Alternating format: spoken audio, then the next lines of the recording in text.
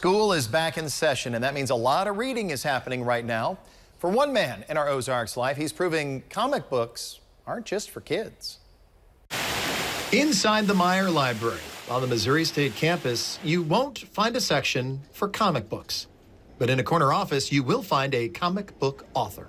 I've been reading them since I was a kid. Michael Frizzell is the Director of Student Learning Services at MSU. His office shows his passion for pop culture. Outside of his 9-to-5, Michael dives into research and writing. But comic books can be for everyone and really do span a wide variety of things that you won't see just at local comic book stores. Michael has created hundreds of works over his 15 years of being published. A majority of his content is biographical, like this comic on Chiefs star Travis Kelce. It runs through his setbacks in college to being a Super Bowl champion.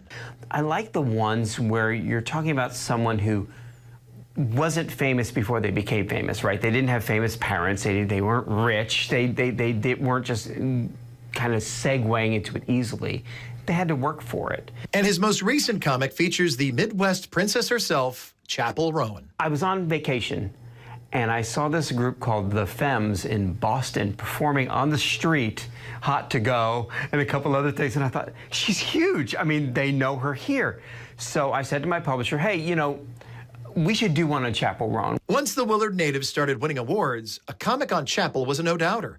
For Michael, the process of writing a story to fill 100 pictures began. Let's talk about our creative process. I think that's more interesting than, you know, auditions that sometimes go well and sometimes don't, and these sorts of things. So I mined her past for stories that she told about how she got her name and then the creative process of creating her stories and her songs, and that's what I wanted to convey. From struggling in high school to being dropped by Atlantic Records to the release of the hit single Good Luck Babe, Michael packs a lot in 22 pages. So I try to find that moment in time that seems formative for them and open the book with that to give us kind of a way in so that we have common ground before you get started.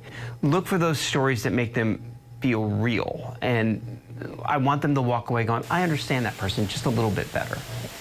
Michael is currently working on 7 comics, and it should be noted he only writes the comics. Artists are hired from all over the world to then collaborate with him to visually tell his story. You can find Michael's comics at tidalwavecomics.com, Amazon, or anywhere digital comics are sold.